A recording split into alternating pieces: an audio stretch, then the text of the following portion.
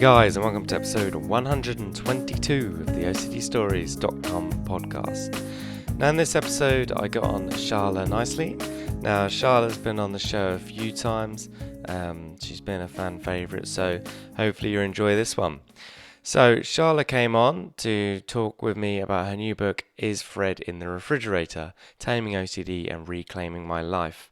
It's a book that's written like a fiction, but it's actually her life story. It's an entertaining read. It's educational. It shows some of the pitfalls people find when trying to get treatment in OCD. For example, her spending years trying to find the right therapist or clinician to help her. So there's lots of learnings in that sense if you're in that stage. But yeah, I get her on to ask her various things about her book. We go into it about the number one rule her OCD had for her, which was she couldn't tell anyone. If she did, the bad things would come true. We talked about a quote that Jonathan Grayson said in his Goals Support Group that Shala attended 8 years ago at the ISDF conference in Washington, which was about living in a world of uncertainty and being happy anyway. And that was the goal of ERP. So I got Shala to unpack that. We talked about any roadblocks that she had in becoming a therapist and how did she overcome them. So hopefully that will help any qualifying trainees at the minute.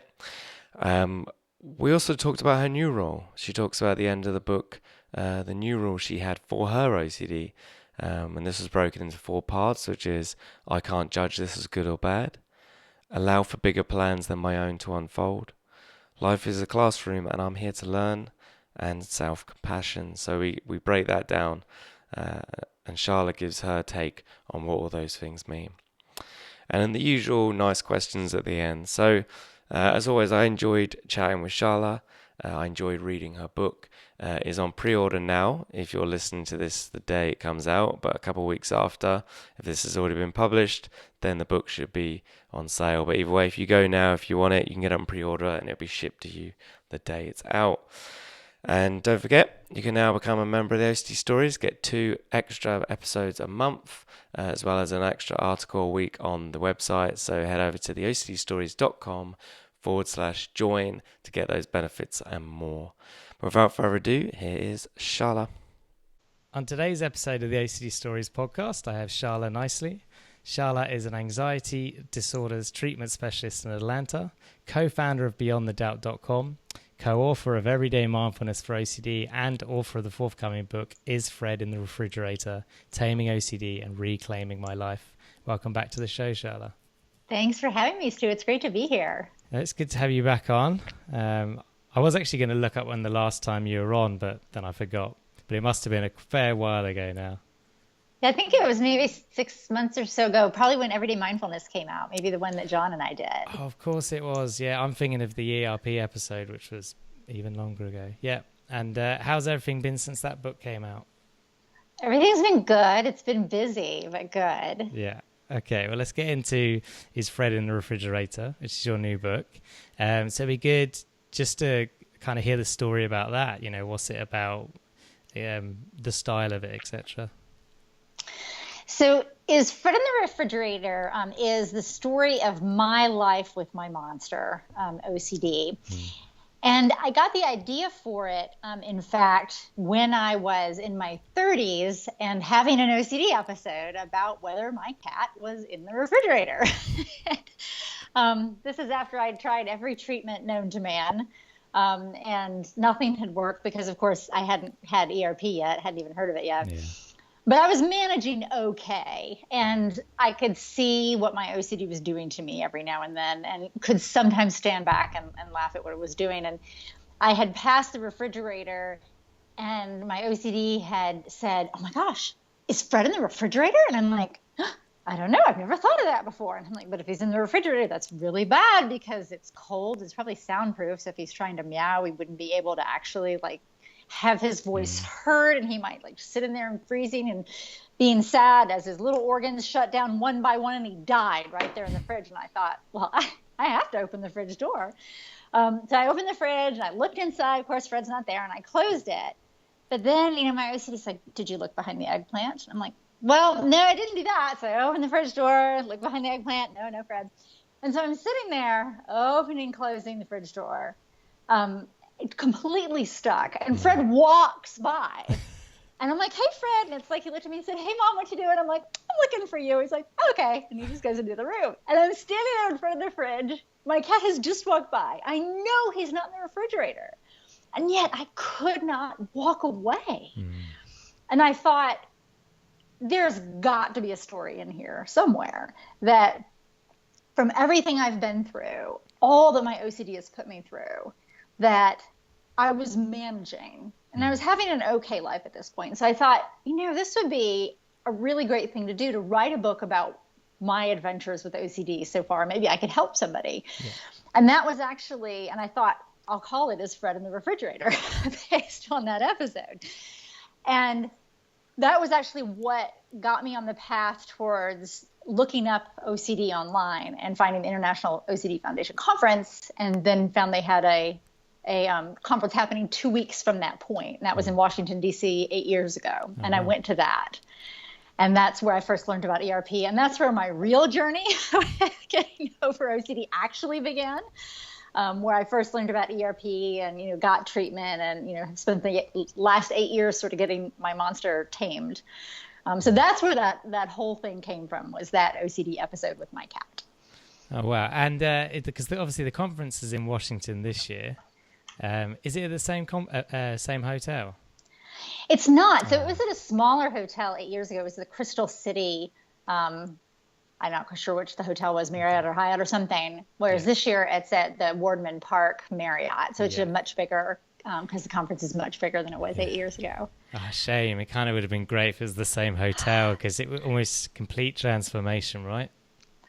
I know. And I can still remember that hotel and those sessions and what it looked like so clearly, because it was so just jaw-dropping, the whole experience. But I think it's really neat that Fred is coming out the year that it's back in Washington. Yeah. And that I'm actually presenting this year with Reed Wilson, who was my therapist. I did his weekend treatment group 8 years ago, right after the conference, and with Jeff Bell, who I heard him speak right after I heard Reed speak at the conference. That was the first time I'd ever heard anybody tell an OCD story, was Jeff's. And then with John Hirschfield, who helped me sort of improve my own mindfulness practice and asked me to write the book with him. And so all three of them have been such huge influences on my life and my recovery. So to get to present with them at a CDF conference. Say hello, Bella. He always likes to be on your podcast. Yeah. It's usually the cats. Yes, and the cats will be coming soon too. They're not in the refrigerator. They're running around the house. So to get to present with them at this conference, 8 years later, is just really meaningful to me, because they've been such a huge part of really my recovery and of saving my life. So this is going to be, I think, a really special conference for me. Okay, cool. And this talk you're doing with them, is it on the book or is it on something else? It is called Power Up Your Recovery. So it actually is taking things that are from the book. It's not based on the book, but we'll be talking about things like leaning in toward your anxiety. So Reed's going to talk about this paradoxical stance that you take. Jeff's going to talk about greater good. John will talk about mindfulness, and we are going to record some super cool video for the mindfulness part that we're both really excited about, that you'll have to come to the talk to see what we're going to record, but it's going to be really cool. And then I'm going to talk about self-compassion. So we're going to talk about how to use all those tools. It'll be a workshop so that people can learn how to incorporate those to really power up and strengthen their recoveries. Cool. Awesome. Yeah, I'll do my best to come along to that one. It sounds good. That'd be great. Cool. Right. So in your book, you've got a chapter called Rule Number 1. Yes. And basically this rule was effectively your OCD telling you not to say anything, not to tell your family. This is you as a young child. And if you did, something bad would happen, or the bad things would come true. And for me, that was interesting, because for me as a child, I had similar but different as well, because it was you can't say anything, because if you do, you'll get locked up in an insane asylum and straitjacketed, and all the weird stigma I had as a young kid about mental illness. But that was the fear, so I never said anything. So my question here is kind of, do you see this in your clients, like both those, your version, my version? And if so, I guess how common is it, this feeling of not being able to tell anyone? I think it's still relatively common. I think both because the disorder is what it is, it feeds off shame. And if it can get you not to say anything to anybody, it keeps that veil of shame over you and keeps you more in its clutches. But I also think, too, just because of the stigma around both mental illness and OCD. Yeah. And I think especially, too, in the States right now, with all that we've got going on the national scene with, people committing atrocious acts and, sometimes people are deemed to be mentally ill who've committed those acts and all of that. I have a lot of clients talking to me and very worried about letting people know that they have a mental illness because there's such a stigma. And unfortunately, I think somewhat of a growing stigma around that. And so I think a lot of people are afraid to tell people. I mean, even to the point of being afraid to tell like a wife or a husband or a parent, and so they really are going it alone. Most of the time my clients tell somebody knows. But it's rare that sort of everybody knows that they're dealing with this. It's typically a really small circle, but sometimes it's nobody at all. I think for the reasons that you and I both experienced, as well as unfortunately because of some of the stigma that's continuing to be around mental illness. Yeah, no, good point. Okay, so the thing that I found myself shaking my head at in your book to do with your story quite a lot was the amount of clinicians you saw throughout your life and how long it took to get a diagnosis or get the right treatment, that is, for OCD. And I guess because things have changed, they are coming on, it's getting better all the time, but it's still far from where it should be, definitely in my country and in yours from what I gather, and I'm sure in a lot of the other countries listening. But I guess what advice do you have for any individuals who are starting that treatment journey or looking for treatment, or parents of kids who have OCD? Kind of, I guess, how can they avoid the pitfalls that you found yourself in? Yeah, that's a great question. I think the first thing is to be your own advocate, or if you're a parent, be your child's advocate, which really means taking the time to do the research, to really understand about exposure therapy so that you can ask questions of a potential therapist and understand the answers. The International OCD Foundation has a great list of questions to ask potential therapists and the types of answers you're looking for. But I think the more that you understand as either somebody who's looking for treatment or a parent of somebody who's looking for treatment, the better. Because as you and I both know, there are lots of people who say they treat OCD out there who don't do exposure. I mean, that's, what happened to me, what's happened to so many of us. So being able to make sure that you've got somebody who understands what ERP is and really is skilled at doing it, does it enough to really be able to understand it and know the subtleties, I think is really important. I think the other thing is that if you're going to go into treatment, be willing to be honest with your therapist, even if you're not willing to tell anybody else, which I completely understand. And you want to be able to tell everything to your therapist because your OCD is just thriving off this secrecy, and your therapist needs to know absolutely every single little detail about what the OCD is doing so that he or she can help you best fight it.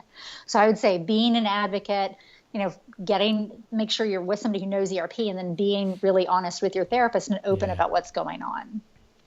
Yeah, really, really good advice. It's kind of like OCD likes to hide in the dark, and the more truthful you are, the more light you shine kind of in your mind, and it has less places to hide.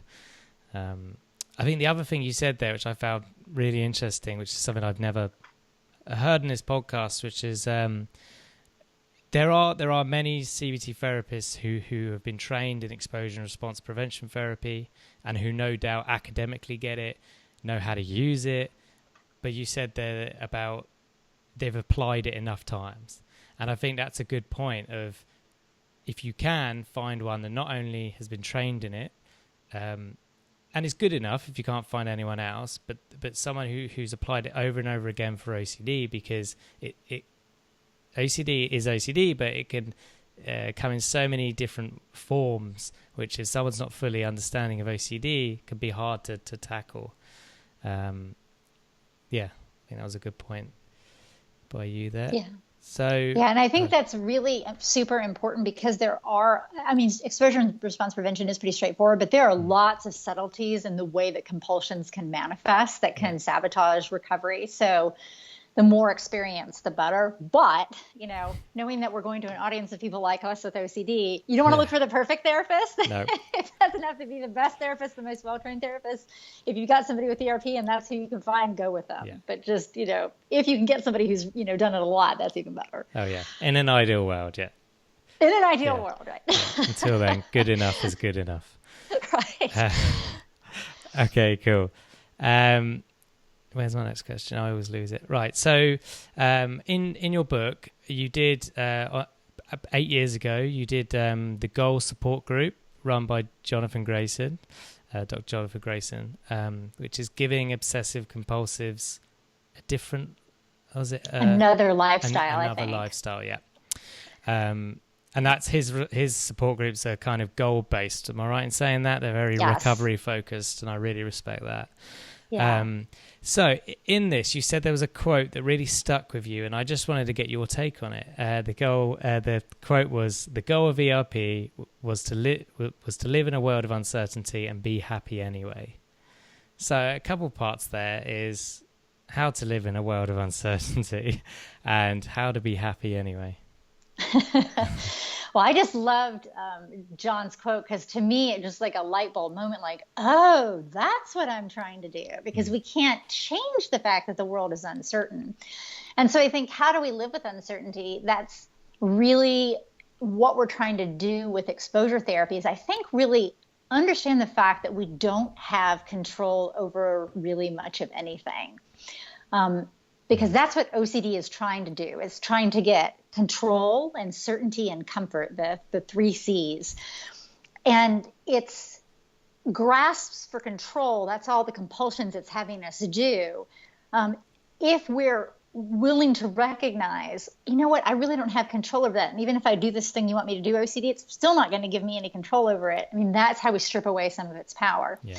And I think that's also really freeing. It's really scary, first, to think that we really don't have control over much of anything, but it's also really freeing. It's like, oh, well, I don't have much control over anything. That takes a lot of weight off your shoulders. And so I think that's the part about living in the uncertainty, is learning that you don't have control and learning to be okay with that through the process of exposure. Yeah. And I think the be happy anyway, and I'm really glad you asked this, because actually, as I'm thinking of the answer, I've never thought of it quite this way before, but this really gets to what I learned from Jeff Bell, which is that we have a choice about whether or not we believe the universe is friendly. And I think when you have untreated OCD, especially if it's severe, life is not happy. Yeah. You are not having fun. You're in hell in a torture chamber all the time. But the more that you do exposure, the more that sort of the blue breaks through that stormy gray cloud above you and you can start seeing things. But sometimes we refuse to look at it. We refuse to see that blue because we are blinded by the way OCD sees things. OCD is little negative Nelly. It only sees the bad stuff. You could win $1 million and your OCD be like, oh, we're going to owe so much in taxes. I mean, it just nothing pleases it, right? Yeah. So I think that there's this be happy anyway thing that as you're getting better is really recognizing that it is a choice to keep seeing things from OCD's lens, which is the negative lens, or it's a choice to say, you know what, I could look at everything in the world as a miracle, and that's a choice. I can choose to think the universe is a supportive place that's not out to get me, and that's a choice. And if you do that, that further strengthens your recovery because it's pulling more out from under the OCD. It's pulling all those foundations it uses to keep us sick. Yeah. So I think that's sort of my answer to the two of those, how to be with the uncertainty and be happy anyway. Yeah, really good point. I like the analogy or metaphor, the clouds breaking and that thin blue streak of clear sky coming through. And I agree, it's very hard, but sometimes it is a choice and a very hard choice. But Viktor Frankl says we always have a choice between stimulus and response. And it's like we can either be unhappy that we have 90% grey clouds, or we can latch on to that 10% and be unbelievably grateful that it's there, because there could be a time when it's not there, or there has been a time. So it's like now that it's there, we appreciate it. Definitely. Yeah. Okay, cool. So, towards the end of the book, you talk about a new rule. And this new rule is in 4 parts, and you have them engraved on 4 metal bracelets. Yes. Yeah. Cool. Oh, yeah. So it's audio, so Charlotte just lifted up her arms to show the bands. I forget. Okay, so it would be good just if we go through each one of those just to see why it's so meaningful to you and how it can be useful for others. So the first one was, I can't judge this as good or bad. Yeah, so this was really important to my OCD recovery because my OCD would immediately slap a bad label on anything that wasn't going according to its plan. It has a very rigid way that it views the world and a very rigid set of outcomes that it's looking for. And anything that wasn't that was bad. And all that did was make me feel more scared and anxious about all these bad things that were happening. And when I had been in recovery for a couple of years, and especially started working with Jeff and our work and Beyond the Doubt, that's when I was coming up with these, is actually as Jeff and I were working on our 4 keys out when locked in doubt. The 4th key that we use is this letting go of control, which is really hard for those of us with OCD, but also sort of the essence of what we're trying to do. And as Jeff and I were sort of working on how to flesh out that 4th key, I started thinking about the fact that if I make a gratitude list of everything in my life that I'm grateful for, a lot of the things that are on that list, when they were happening, I was not grateful for them at all. I would have labeled them as bad, or my OCD would have labeled them as bad. But in fact, they've been really useful to me, or I've been able to turn them around in my life. So that's where this "we can't judge things as good or bad" came from, is because at the moment, it's really hard to know whether something is good or bad. We have to let things play out. And it might actually be it's neither. It's sort of neutral. But a lot of things will sort of turn out okay in the end if we can pull back and avoid labeling it. So that's a really important part to me, because if I've labeled it as bad, well, now, I'm already playing OCD's game again. Yeah. No, really good. And you give the parable of the Chinese farmer, which I love. Yes. So I'll let people read that in the book. Okay, so next one is allow for bigger plans than my own to unfold. Yeah, so I stole this from Jeff. His work has been incredibly influential for me. This is in his book, When in Doubt, Make Believe. And what I like about this is that, really allow bigger plans than my own to unfold is sort of the story of my life. Because, when I was growing up, I wanted to be first a veterinarian, and then I sort of let that go because I don't do very well with blood. Even though I've done a lot of exposure work on that, I'm better now. But then I wanted to be a CEO. That was sort of my goal. I went back to school after I'd been out in the work world for a while and got an MBA, and I was working in corporate marketing, and I'm like, I am headed for the CEO's office, and I am as far from that as you could possibly be right now. As I sit here in my jeans on a Friday afternoon. Well, you are a CEO, though, of your own company. I'm a CEO of my own little world, right? Yeah. So, if I'd sort of stuck with that path, I'd be miserable in a corporate job. I'd be completely miserable as a CEO. The bigger plan than my own was really sort of recognizing that the biggest calling I have is to turn my own knowledge of OCD and my passion for helping people get better to becoming a therapist, which is totally different than being a CEO. So I think recognizing that we can have plans, and there's nothing wrong with having plans, but when things start to go off course, obviously we feel disappointment, and that's okay, but also being able to step back and say, you know what, maybe this means that there's something better on the horizon for me if I just sort of let this play out. Yeah, really good. That's a piece of advice I'm taking in my own life at the minute. There's stuff that's not gone according to plan, and it's having the faith that it will work out, that there's something bigger going on that I need to allow to happen, and that means living with uncertainty. Yes. As uncomfortable as that is. Yes. Okay, so the next one is life is a classroom, and I'm here to learn. So I think that is, for me, setting up that I don't have to be perfect. That it's not like my life is some you think about it in like a theater terms, like it's not like, oh my gosh, this is the performance with all this really important audience for me. I have to do this perfectly because I only have this one shot. It's more like, life is a bunch of dress rehearsals over and over and over again for things. And it's okay to make mistakes because life is about learning from your mistakes. In fact, there's a quote, and I won't remember who said this, but an expert is somebody who's made all the mistakes there are to make in a given field. Yeah. I thought that's perfect. I love that. So I think embracing the mistakes, embracing that if life is a classroom, then that's where you make mistakes. That's where you try things. That's where you take risks. That's where you push yourself out of your comfort zone because, meaning, quoting Susan David here from her great TED Talk, The Gift and Power of Emotional Courage, meaning is, or discomfort is the price of admission to a meaningful life. Yeah. Wow. Yeah. I've never actually seen that. I'm making a note of it now. I'll put it in the show notes. Yeah, it's a great one. Okay, great. And yeah, I agree. It's kind of giving yourself permission to fail, and not realizing that the failure is going to be catastrophic because 99.9% of the times it's not. And you always learn, right? Like you say, if you're willing to fail, you're going to learn, and you're going to get beyond someone who's winning all the time to start with because they're not learning usually; they're celebrating. Yes. And quoting Winston Churchill. So what he said was success is going from failure to failure without loss of enthusiasm. And I love that. Yeah. That's such a great way to think about it. Yeah. And an important quote during World War II. Yes, very. He needed to keep going. Okay. So the last one is, and one of my favorites, self-compassion.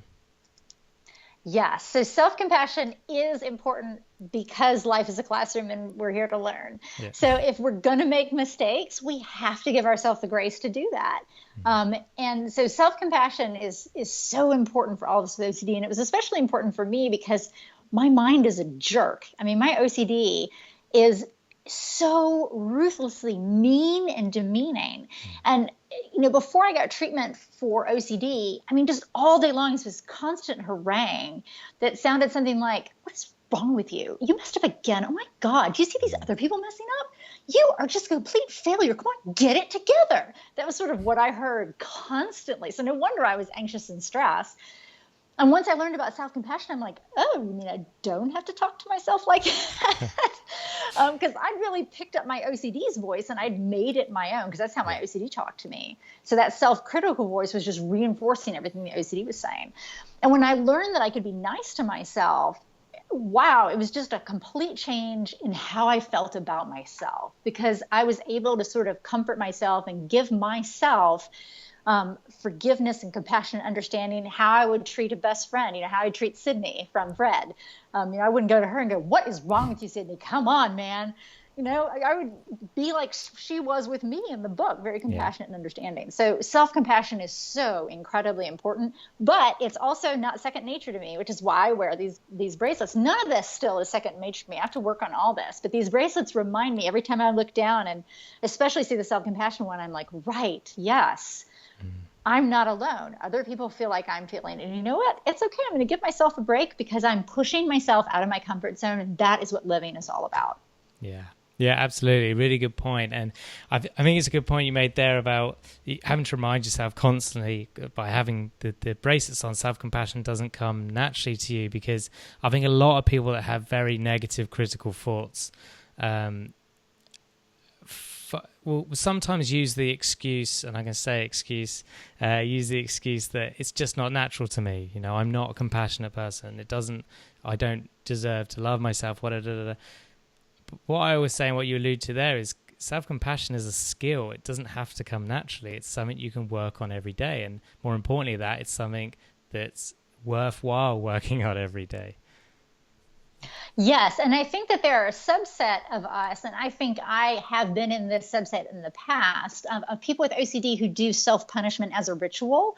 So one of the ritual things we do is we beat ourselves up, almost to get that like absolution, that feeling of, well, gosh, I'm sort of atoning for my sins by beating myself up, sins in quotes, of course, because we haven't actually done anything wrong.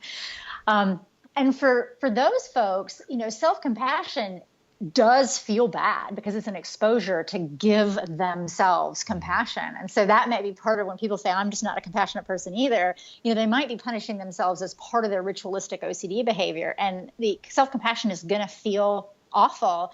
And that means it's even more important because it's an exposure. And through the process of doing it over and over again, eventually it'll come to feel good, like it feels for people who aren't doing self-punishment as a ritual.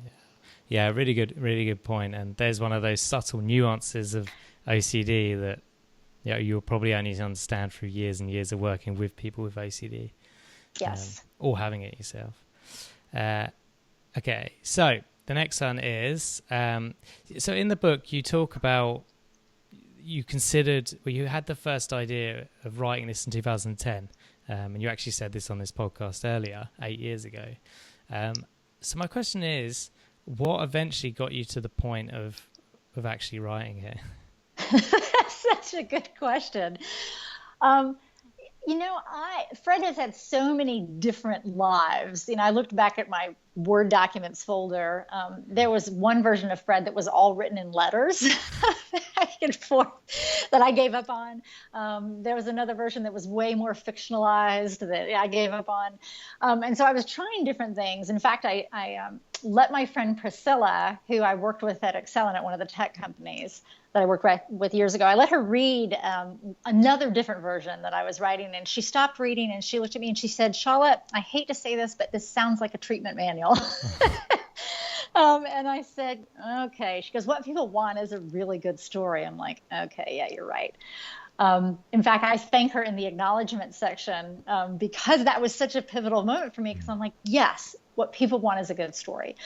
And I think knowing that was hard because I'm like, oh, it's got to be good. And, there was about this OCD. It's like, oh, it's got to be good. Why even get started, right? It's got to be perfect with every word on the page. And so I think there was a lot of procrastination on my part, just trying to get this good story together.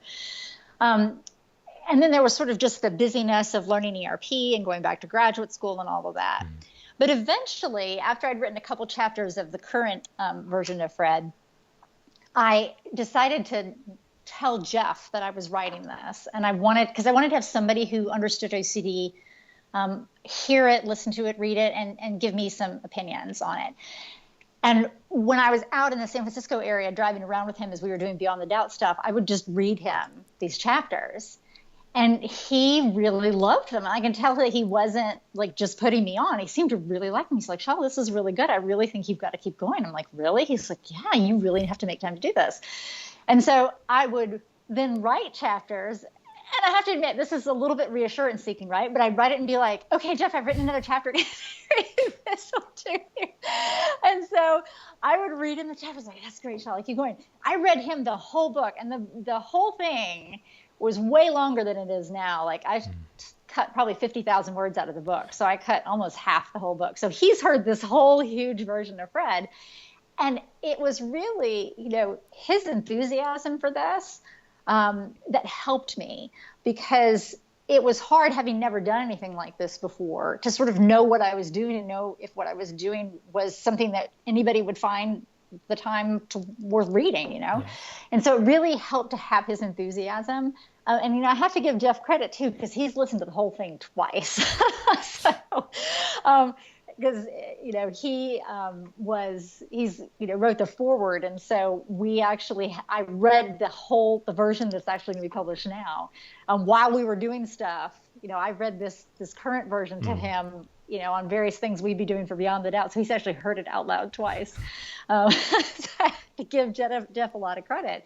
And that his enthusiasm really helped me write this book, because I felt like I was sort of writing it for him. Like, okay, I'm writing this next chapter. Let me give it to Jeff to read. And it was great. Jeff and I have been business partners for years now, and it's just been really helpful to have somebody that I could really trust, that I could share all this with and get some honest feedback. So I think that's what really got me writing Fred, was having that enthusiasm from somebody else to sort of push me forward. Yeah, no, that's really good. And yeah, absolutely. Having the right people around you, it just shows you there how important it is. Because otherwise you may have done it anyway, so I don't want to discredit you there. But equally, you may have, knowing me in that situation, would have been kind of overpowered by self-doubt, procrastination, etc., etc. Yes, I agree. And, even though some of it probably was quite a bit of reassurance seeking, now that I'm like saying all this out Yeah. loud, all right. So, I'm not perfect. I'll use my self compassion on this too, right? Yeah. I really do think, yeah, it was probably really helpful to me because over the last 8 years, I really have spent trying to get my life back in order. And I did have a lot of OCD. And so Hmm. having that person to sort of help me and prop me up and tell me I could do this was really, really helpful. Cool. Yeah, no, that's good to hear. Okay, so a question now around training in therapy, because I myself kind of on that journey, and for any other trainees listening, what was what was the hardest roadblock you found in becoming a therapist, and how did you overcome it? My OCD Okay. was the biggest roadblock. It didn't want me to do this because to my OCD, this is the riskiest job I could possibly have would be to help somebody else. I mean, I guess being an Mm. emergency room physician to my OCD would probably be like right up here with being a counselor helping people with OCD because it sees it like that. Yeah. It sees this as very risky because I'm helping other people take their lives back. And so people are depending on me to help give them guidance that works, based Mm. on what the research says. And my OCD didn't like all the uncertainties around that, like all these ethical things and legal responsibilities and all these kinds of insurance. And well, why do we need that kind of insurance if bad things aren't going to happen? Yeah. And it would just flip out about all this. Um, and so it made becoming a therapist hard because it would get enraged as soon as it would find out something new about some other type of risk, quote unquote risk, that I was undertaking by becoming a therapist. It would go into its active sort of triad of hell state and make my life miserable. Because it was all unknown. I mean, I understood sales and marketing, what I had done for 20 years, really well. But I didn't understand this at all. And it would play off all that uncertainty and all those unknowns to sort of spin things out of control. So I had to do a lot of ERP about learning how to do ERP with other people because my OCD just didn't want me to do this. Yeah, yeah, I'm nodding my head because right now, I had a lecture the other day, and it was a guy came in from the higher course and was like, once you get a certain amount of hours, if you want to come on the next course, which would effectively by the end of it make me an accredited CBT therapist in the UK. He did hammer home the whole. The not the dangers of it, but the responsibility you're taking on, people's lives and all this. And all, yeah, and all the ethical stuff, and all I'm thinking is I'm just dying inside slowly. Like there's too much uncertainty here. This isn't worth it. You don't want to spend your life being unhappy. Da, da, da. So yeah, that's for me, or I need to live with that and overcome that at the minute. But yeah, I can relate. I think with the hardest thing, and the other people that I know who have and treat OCD, we all joke about this. The biggest exposure for each of us is going to the required ethics CEU events that we have to do either every year, every other year, where you just have to walk in going, this is going to be a 5-hour exposure, baby. Because my OCD is going to be like, oh my God, did we do that? Did we do that? We do that? It's going to be like searching through the memory troves, trying to figure out if we did anything. And in fact, the one I signed up to go to this year, specifically to bother my OCD, is one all about the ethics of self-disclosure. I'm like, well, this will be good. Since I just wrote a book disclosing sort of everything about my OCD that any of my clients are welcome to read, this is going to be a great CEU to go to because my OCD is going to absolutely come unglued, which will be great. Oh yeah, I agree. Yeah, having written that book, then no doubt it's going to play on you. Self-disclosure for me is kind of a mute point. I think as long as it's done in moderation, I think it's one of the most powerful tools a therapist has. Yes. When I've done it in my sessions, I'm not a therapist. I want to put on the air, but I'm training in interventions anyway. When I've done it, I've seen the biggest growth in therapeutic alliance with the person I'm working with. And when I don't do that, I don't have as strong as connection, and then it doesn't work as well. Anyway, I wanted to throw that out there. But yeah, no doubt it's going to latch on. But maybe you should stand up and tell everyone you've written a book about your life. Well, I think I'm probably going to do that because that will really upset my OCD too. So the more than I can do to upset it, the better. Playing this podcast. Okay, so I got one more question now at the end, which is if you could pick up the phone to your 20-year-old self, what would you tell Shala? Oh, wow. That's a really good question. My 20-year-old self. Yeah, so it doesn't necessarily have to be OCD related if you don't want it to be.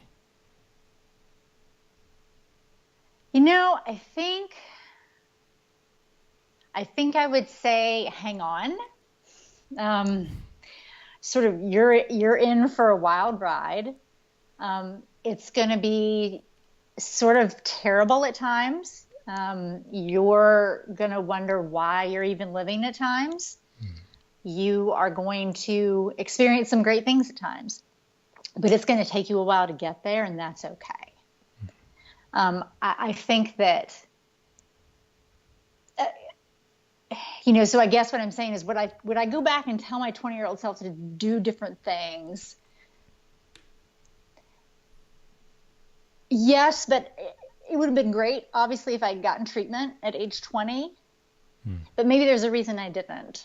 Maybe I'm a better therapist because I had untreated OCD for that many years. Maybe this was the course that my life was supposed to take. In fact, so I'm a huge Lost fan. Yeah. And there's some time travel in Lost, which I love. And there was this scene in Lost where John Locke, one of the main characters, was watching himself do some things. And he was with one of the other characters, and the other character says, aren't you going to go try to fix it? And he said, no. He goes, I needed to do that to get to where I am right now. And that really resonated with me, is that, life with OCD has been sort of hell at times, but it's gotten me to where I am today. And I like where I am today. I certainly didn't want to suffer as much as I did. I certainly, would prefer not to make a lot of the mistakes that I made with careers and relationships and all that kind of stuff because of my OCD.